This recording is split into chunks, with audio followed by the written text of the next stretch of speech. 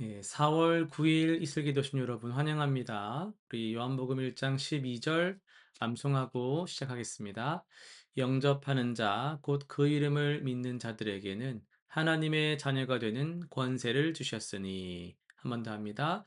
영접하는 자, 곧 그 이름을 믿는 자들에게는 하나님의 자녀가 되는 권세를 주셨으니. 아멘. 예, 오늘은 우리가 잠언 6장에서 11장을 통독하게 되는데요. 먼저 이 연대기 통독인 만큼 왜 열왕기상 읽다가 잠언으로 가는지에 대한 설명을 먼저 좀 드리도록 하겠습니다. 이 우리가 열왕기상 10장까지 읽은 이후에 잠언 1장부터 이제 다시 들어가고 있거든요.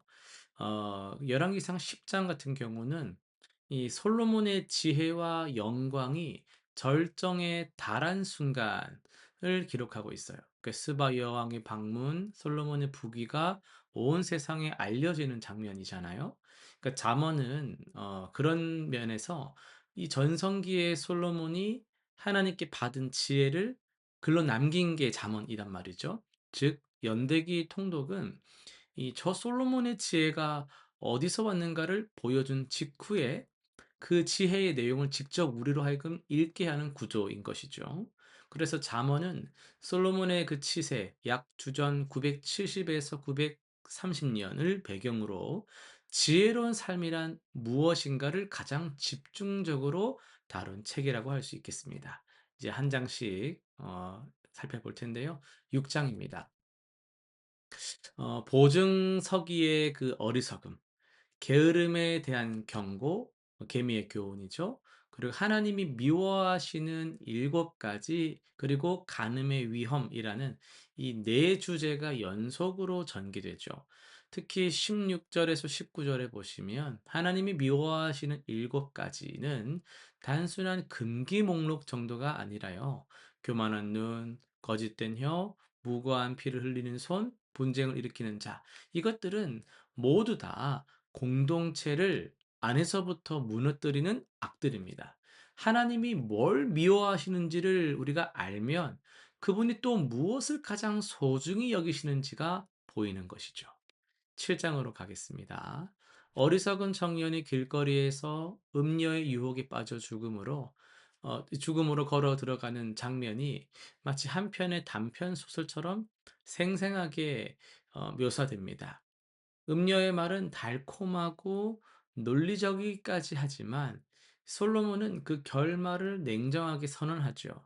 그의 집은 스올의 길이라. 27절에 나오죠. 사망의 방으로 내려가느니라. 여러분, 이 장이 경고하는 것은 단지 성적 유혹만이 아닙니다. 죄는 언제나 매력적인 그럴싸한 포장을 하고 오는데요.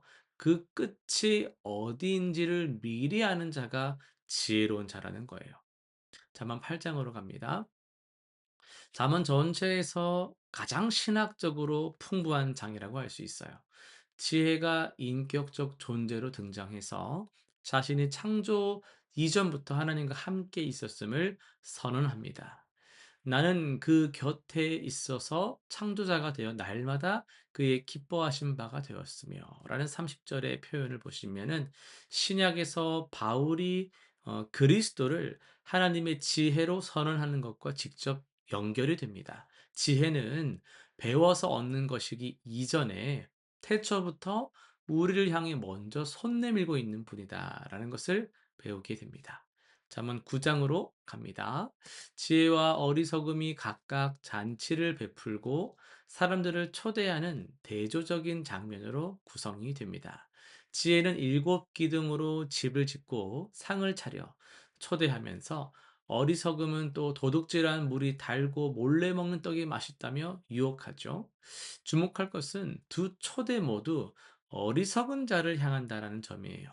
우리는 매일 두 초대를 받습니다. 여러분 세상의 소리를 들으실 때 여러 가지 하나님의 말씀을 들을 때 우리는 다 초대를 받는 거거든요.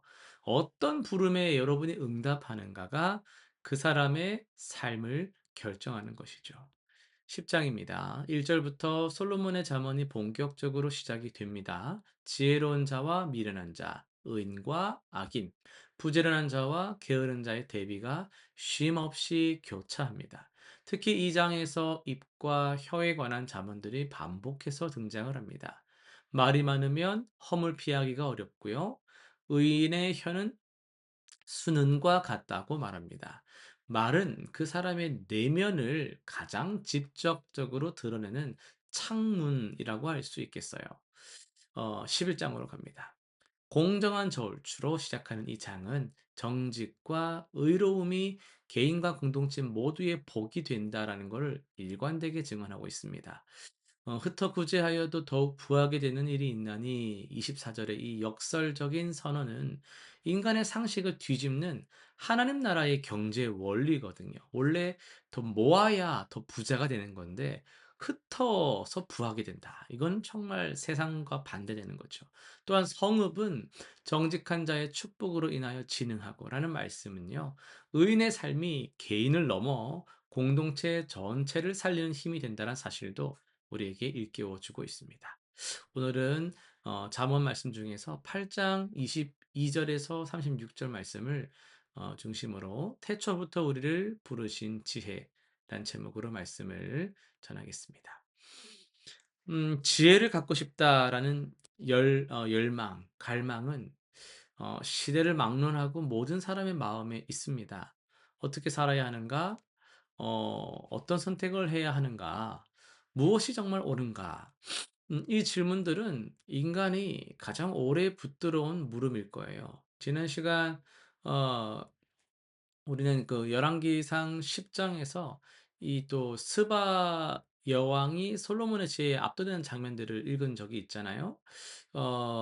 그 솔로몬이 잠언 8 장에서 놀라운 고백을 남깁니다. 지혜는 단순히 인간이 경험으로 쌓아가는 것이 아니라 우리는 막 이렇게 얻으려고 생각하는 게 지혜인데 사실 지혜는 태초부터 하나님과 함께 있었고 지금도 우리를 향해 큰 소리로 부르고 있다라는 점이에요. 여러분 22 절을 보시면은 여호와께서 그 조화의 시작 곧 태초에 일하시기 전에 나를 가지셨으며 라고 말을 하는데요. 지혜가 직접 말하고 있습니다. 이 히브리어 원문으로 보면 가지셨으며에 해당하는 단어가 카나인데요. 이 단어는 소유하다라는 뜻과 함께 창조하다라는 의미도 같이 품고 있습니다. 그러니까 지혜는 피조 세계가 있은 후에 발생한 게 아니라 피조 세계보다 먼저 있었다라는 거예요. 23절은 좀 더 나아가는데요.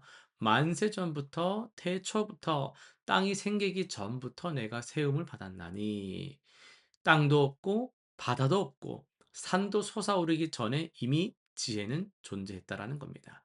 그리고 30절에 결정적 표현이 등장합니다. 나는 그 곁에 있어서 창조자가 되어 날마다 그의 기뻐하신 바가 되었으며 여기서 창조자로 번역된 그 히브리어는 아몬이라는 건데 본래 이 숙련된 장인, 건축 기술자를 뜻하는 말이기도 해요. 지혜는 하나님 곁에서 그저 뭐 구경만 한 것이 아니었고요. 하나님의 기쁨이 되고 하나님과 함께 일하는 친밀한 동역자였습니다. 이 말씀은 신약의 빛 아래에서 더 깊은 의미를 드러냅니다. 바울은 고린도전서 1장 24절에서 그리스도를 가리켜서 하나님의 능력이요 하나님의 지혜라고 선언하고 30절에 가면은 예수는 하나님으로부터 나와서 우리에게 지혜와 의로움과 거룩함과 구원함이 되셨으니라고 말하거든요. 잠언 8장이 인격적으로 묘사하는 이 지혜가 가리키는 이 실체는 바로 우리 예수님인 것이죠. 태초에 하나님과 함께 계셨고 만물이 그로 말미암아 창조되었으며 이제 육신을 입고 이 땅에 오셔서 우리를 향해 손을 내미신 분이십니다. 여러분 35절을 한번 보시면은 대저 나를 얻는 자는 생명을 얻고 여호와께 은총을 얻을 것임이니라. 그러니까 지혜를 얻는 것이 곧 생명을 얻는 것입니다. 예수님은 나는 길이요, 진리요, 생명이라고 말씀을 하셨죠. 지혜는 우리에게 좋은 그냥 가르침을 주는 수준이 아니라 우리에게 생명을 주시는 예수 그리스도십니다. 그렇다면 17절의 말씀은 얼마나 따뜻한 초대입니까? 나를 사랑하는 자들이 나의 사랑을 입으며 나를 간절히 찾는 자가 나를 만날 것이니라. 지혜이신 그리스도는 지금도 여러분을 찾고 계십니다. 오늘 이 아침에 오늘 이 시간 속에서 하나님의 말씀 앞에 나온 우리의 이 자리가 바로 그 만남의 자리입니다. 실천사항 세 가지 한번 정리하겠습니다. 오늘 하루 한 가지 결정을 앞두고 지혜이신 주님이라면 어떻게 하실까? 예수님이라면 어떻게 하실까를 먼저 여쭤보는 기도의 습관을 시작해 보시길 바랍니다. 두 번째는요, 잠언 8장 17절 말씀을 암송하면 좋겠는데요. 하루 한 번 이상 주님을 간절히 찾는 시간을 의도적으로 가져보시길 바랍니다. 세 번째는요, 오늘 내 입에서 나오는 말들을 돌아보면서 지혜로운 말과 어리석은 말을 좀 구분해 보는 그런 하루를 살아보시기를 바랍니다. 기도하고 마치겠습니다. 태초부터 우리와 함께 하신 아버지 하나님, 오늘 주님이 곧 지혜이심을 우리가 다시금 배우며 알아갑니다. 우리가 삶의 선택 앞에서 인간의 생각을 먼저 찾지 않고 주님을 먼저 구하는 간절히 찾는 자들이 되게 하여 주옵소서. 지혜이신 예수 그리스도를 붙잡는 것이 곧 생명을 붙잡는 것임을 우리가 정말 깨닫게 하시고 오늘 하루도 주님의 그 지혜에 이끌려서 삶을 채워가는 모든 주의 자녀들이 되게 하여 주옵소서. 예수님의 이름으로 기도드립니다. 아멘.